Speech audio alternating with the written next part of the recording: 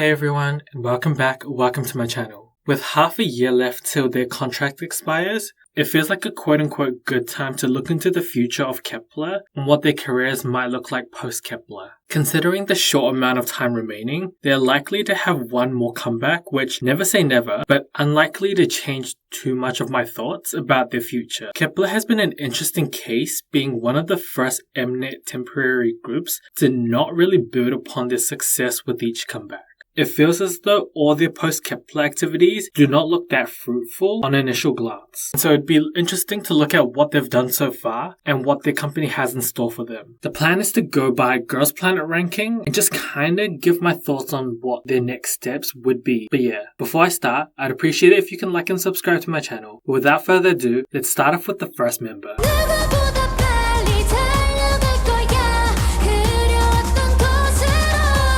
I could see Chaehyun going down the Jo Yuri route. Doesn't scream solo material, but it just kinda works. And her voice is just so legit. Only thing that makes me not completely certain about being a soloist is the fact that there are a lot of female trainees in Week 1, including 2 other contestants from Girls Planet, that could be forming a group based around Chaehyun. I would think similar to Yujin, in which they got rid of most of their Week 1 trainees. I would assume that they would have gotten rid of the remaining female trainees if they were going to debut her solo. Plus, it would just kind of make sense in helping boost the group up if Week 1 was planning to debut a girl group, as it would provide a perfect opportunity to add Chaehyun to bring even more attention to the group. And so I would say I'm hoping for her to become a soloist, but there is a greater likelihood that she could join another girl group for Week 1.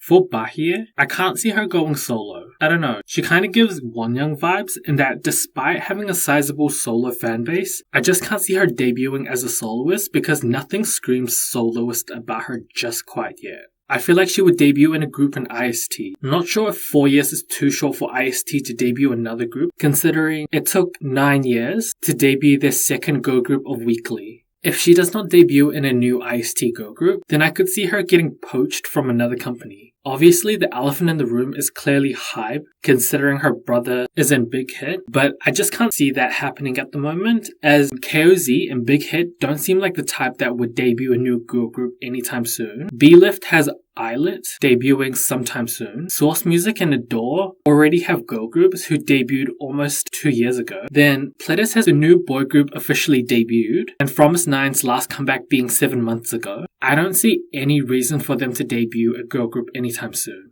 Plus, it's kind of rare to see siblings in the same company, so the likelihood is real slim. Overall, most likely she'll re-debut in a girl group, but whether it's an IST or another company, we'll just have to see.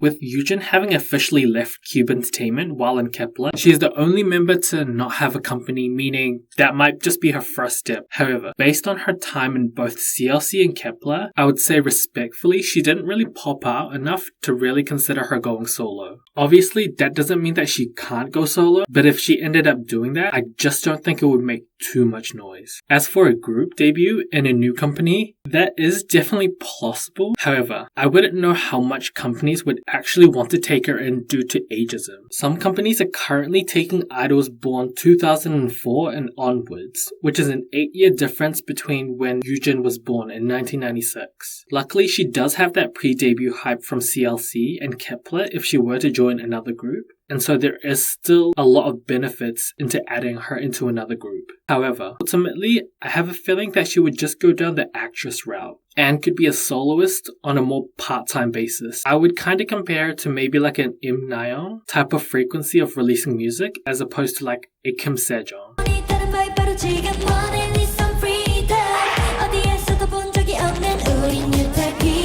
I kinda hope that Dayeon goes solo. Like, yeah, she does have pretty decent skills to go solo. However, the only thing that makes me skeptical of this is the fact that despite her talent, I feel like she shined more during Girls Planet the Survival Show, which I feel like is not the best sign in terms of having solo standing abilities. Also, there are 2 Jellyfish trainees that went on Universe Ticket, and with rumors of girl group auditions being held in Jellyfish Entertainment, there is a greater likelihood of her debuting in a group, which kind of conflicted. They really royally screwed over Gugudan, so I'm just kind of worried about the new Jellyfish girl group if that was actually to materialize. As well as that, they do have a new boy group to debut after ZB1 as of early 2026, and so this is like a further anticipation for the potential girl group to have a little window of time to slowly build themselves up, because there is a risk of being neglected for the new boy group eventually.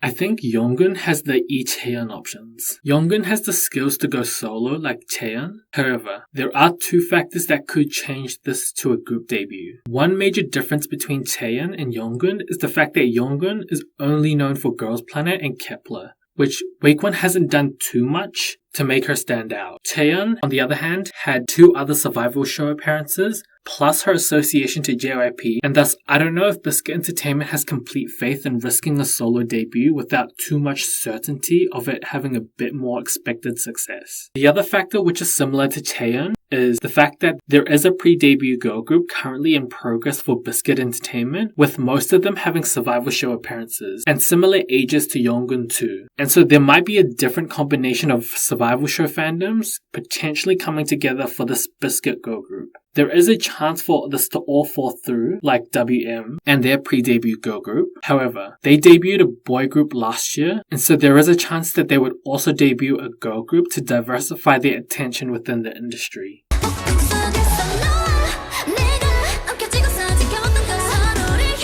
This will be a short section just because I think it's basically been confirmed, but Mashiro and Yeseo will both debut in Limelight. Considering the concept is to have no limit in the number of members, Mashiro and Yeseo will further add to the hype that Limelight has been gaining as the initial trio. As well as that, they are currently on their final promotions as a trio, and with this coinciding with Kep1er's disbandment, it is seeming more probable that they will be added to Limelight's lineup. And yeah, that's kind of it. Both of them haven't really made too much of a splash within their time in Kep1er for me to think that they would leave the company or go solo. I would say of all the members, I feel like their future is kind of set in stone. Welcome to the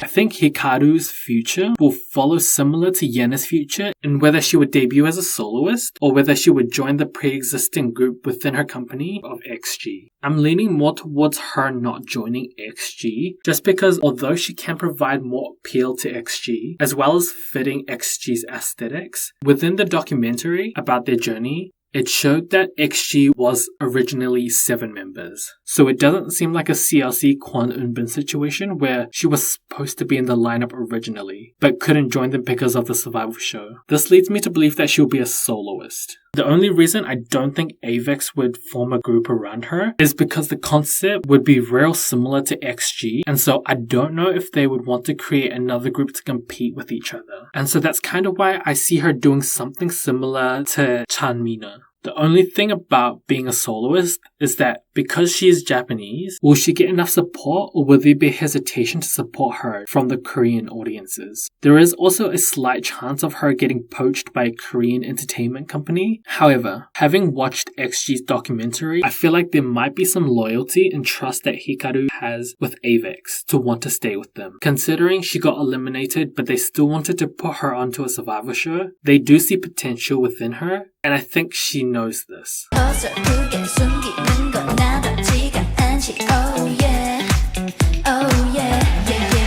Of all the members, I think Xiaoting has the least amount of connections within the K-pop industry in terms of company-wise, and so there is a greater likelihood of her returning to China to start her career. She definitely has that Sakura vibe in that she is pretty up there within the respective groups of having popularity, so there is a chance for her to stay in Korea to debut within a group like Sakura did. Kep1er's success has been pretty meh in that they're doing well in comparison to the overall competition of K-pop. However, they still seem to be overshadowed and slowly losing their momentum to consider Xiaoting a complete 100% investment that is worth taking on board. Despite having many viral moments, performance, I don't think she's receiving the same reception similar to Sakura. I think unless a relatively more prominent entertainment company tries to poach her, or even one of her members' companies tries to recruit her like a Le Seraphim thing, then most likely she would head back into China, which the entertainment industry in China is more lucrative, and with her pre-debut hype from Produce Camp, Girls Planet, and Kep1er, I think that she'll have many avenues that she can try and navigate a bit more easily. Final thoughts. A future is a future, and there is potential with all of them to still remain within the entertainment industry. There have been discussions about possible contract extensions for the group. However, with those discussions, all it takes is for one company to say nah, and then it all falls through, which I could see a few companies thinking being in Kep1er wouldn't be worth it anymore. Obviously, these predicted fates are not the only potential futures for the members, and all it takes is for the final comeback to be extremely good, and it could just change the trajectory of where they all might end up. Not saying that they will become permanent, but it just might lead them to more opportunities post-Kep1er. But yeah, that's it for the video. Thanks for watching, and let me know your thoughts on post-Kep1er for each member, whether you think contract extensions are possible, and whether you're anticipating for any of the members' post-Kep1er activities. My next video will be revisiting the Why I'm Worried About series, and looking at the only group I was waiting for and kinda still think that I'm worried about, which is Lightsum. From the remaining groups that I was still waiting for just to see how their comeback did, only Lightsum performed in a way that made me still feel not completely hopeful for them. So, if you're interested to hear more about that, then please like and subscribe to keep up to date, and I'll see you in the next video. Bye!